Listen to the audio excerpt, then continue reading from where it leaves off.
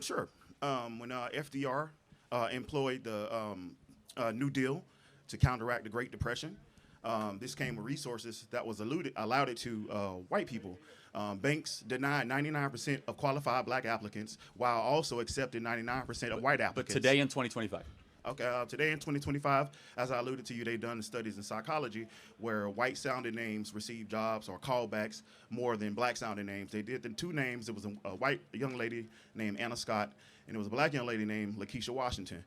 They both put in 80 job applications. Lakeisha Washington received 9 callbacks and received 75 callbacks out of 80. That's a good point. I actually, that study is debated, but let's pretend it's true.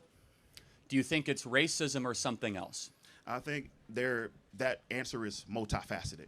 Because let me make the best. Sorry to interrupt you.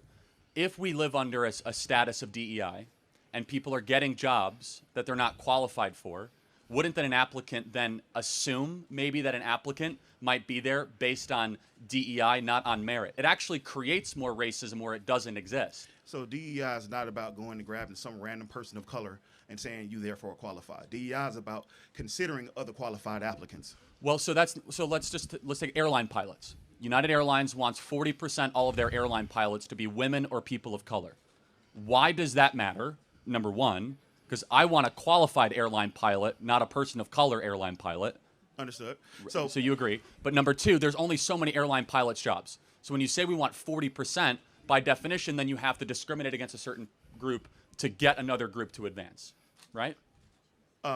Understood. Because there's not unlimited amounts of spots for airline pilots or air traffic control or surgeons or whatever position. So when you say that we want to have a quota, that then you have to say we're not going to prioritize a certain group. Let me tell you what I believe, and maybe you might actually agree with it, because I think you do.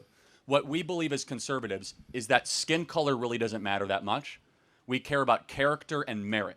We want a country built on what you bring to the table, not how you look. Exactly.